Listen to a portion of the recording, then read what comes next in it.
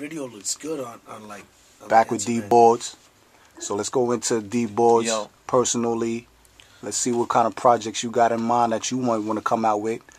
Besides all your good artists that you promote and you pump them out and you back everything we do, we want to see a D Boards project. What's up with that? Well, I got something that I'm putting together. You know what I'm saying? It's, you know, obviously, you know, the tracks or whatever, but it's got like a certain theme to it. I don't want to give too much away about that, but it might be a little like I'm gonna try to take everybody around the globe.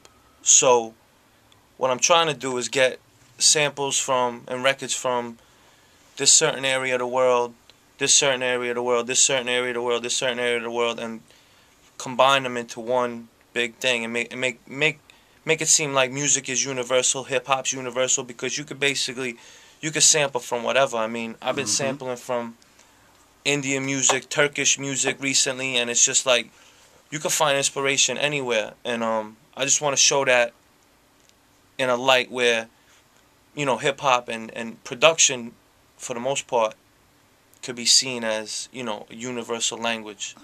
You know, break all language barriers and everything like that. So that's one thing that I'm working on. Like I said, the other thing that, you know, I'm really concentrating on is this audio visual project. That we're gonna put some joints together, and then every song, whatever artists are on there that are spitting, have to kind of, it's like, you know, when you're doing your album, you come up with the concepts.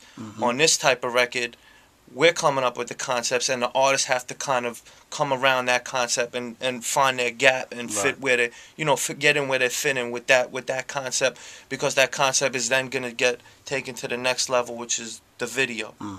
You know what I'm saying? So, like I said, we got the first joint done. It's called Yin vs Yang. The video ain't done yet, but we got all like the back footage and everything like that. Probably gonna start on the second joint, I think, probably next week. It's called Overcome. I think I told Sice and Keems about it. I don't know if I told Lo. Who's on the Yin and the Yang? It's Lo and Yasin. Yasin's a dude from Jersey. He spits heat. Like I said, what's up? Shout out to him. Frank G, Ish Productions. And the beat came about. I played the beat, whatever, and they were feeling it. And then the dude Frank, like I said, Frank G, who's done stuff with Joel Ortiz. He's done stuff. He did a movie soundtrack, actually. Got directed by Rick Cordero, who does a lot of music videos. You know what I'm talking about. So he heard the beat, played a lot of crazy synth piano joints on, and we just, you know, got a good vibe going and went from there. He's feeling the music that we're putting out. I listened to some of his shit. It's definitely real dope. So he's definitely gonna be somebody who's you're gonna be hearing a lot of soon. So real quick, just explain the D Board sound when you're making a beat. Wow. To be honest with you, the shit really comes. I mean, I'm inspired by the greats. Like, you know, I would never be one to say like I started a trend, because I didn't. This is all from just adding on my own twist to things. You know, big up to RZA, Jay Dilla, Pete Rock. Yeah, I was gonna say, like, give me your 5 top producers and give me the person, the producer that influenced your style. RZA, I would say the most. It's just. And I mean, I'm not even trying to sound like him, because you can't, because there's just something about his ear that's just incredible.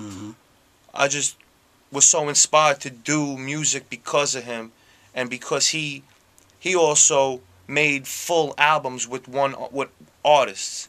It's not like a track here, a track there, a track here. He actually went in and did the Raekwon album, and did the Genius album, and did the Dirty album, and did the Meth album, did the Ghost album, did the Wu-Tang albums. I mean, that's genius right there, you know what I'm saying? I mean, he was the first one to do that, you know, the chopped up soul loop, you know what I mean, with the voices and all of that. Just the sound that he created was an inspiration to me. I mean, and then, you know, Dilla, the way he flipped it too and kind of did his thing. There's a lot of people out there now that are doing their thing. Yeah, it's a lot of new upcoming producers. Black Milk. Yeah. I always talk about, and he's young. He's like 24, 25. He's incredible. Electronica. Well, he's an artist, and He if you don't produces know, too. he does produce. Yeah. But I mean, the kid he spits. I got 2 of his mixtape. That boy goes in. That boy is incredible. So I'm just a fan, you know what I'm saying? Yeah. And then so the beat process is just like listening to songs, getting inspiration from something.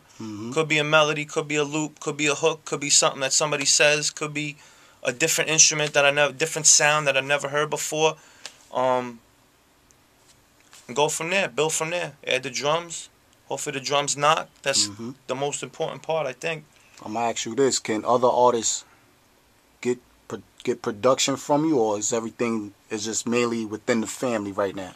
Well, I'm the type of person that I believe in that, like, that loyalty to the family. I mean, obviously, like I said before, I'm branching out with that audio visual project, just trying to spread my wings a little bit. But if I would never do something with somebody if I don't respect their music. That's just me personally. I wouldn't do it for the money, because the money doesn't drive me. The love for this drives me. So I gotta respect your music. You know what I'm saying? If you come at me and you're dope, we could chop it up. I mean, I actually had a talk with Ninth Prince, the dude from Killer Army. Right. I seen him at a Raekwon show, handed him Storm on Sing Sing. He emailed me. He was like, yo, this shit is incredible. He was like, you think we could chop it up? I was like, crazy? That's for real. You know what I'm saying? So, talking to him over the internet, you know what I mean? We'll see what happens. It's all a politic game. You gotta go out and you gotta showcase your shit, you know what I mean? But as far as I know, from what the feedback that I get from the music that I make, people feel it. You know what I'm saying? Of course, there's people who don't, but that's anything you do. Yeah. And at the end of the day, as long as I'm happy with myself and want to keep adding on to the sound that I created and keep adding on to the music that we're making, that's all I can ask for. You know what I'm saying? Just get better every day. It's just like a baseball player, a football player. You just want to get better every day. I'm gonna throw this at you. How's the internet helping you as far as promoting and getting your buzz up and building up a fan base? The internet is just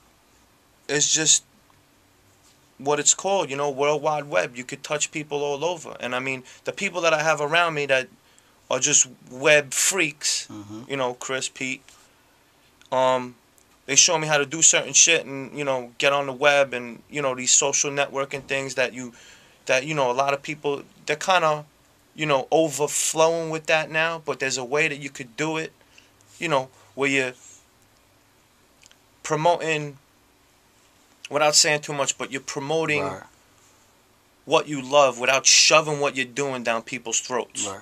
You know what I'm saying? And I think that's what we're trying to do with Fallout Radio, by playing hip-hop, and it's not just our hip-hop, because that's not fair. You know what I'm saying?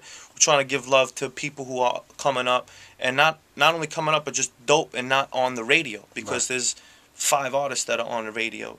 Everybody knows who the 5 artists that get play on the radio, and there's a lot of dope hip-hop out there. You know what I'm saying? So that's the kind of thing we're doing with, with the Fallout Radio thing. That's getting revamped. Trying to think what else.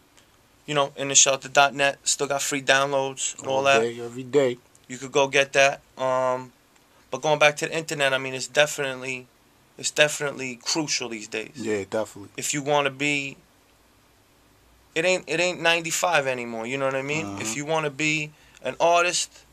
If you want to be an artist and do your thing, I mean, it's a helpful tool, because you could be sitting, no joke, you could be sitting in your drawers and touching somebody with your music in Japan. For real, yeah. I was just talking to somebody in Paris on Facebook. And how many people did you talk to in Italy and they heard your shit? Yeah, little blog site. It's crazy. So the web is definitely an important thing. I mean, I can also see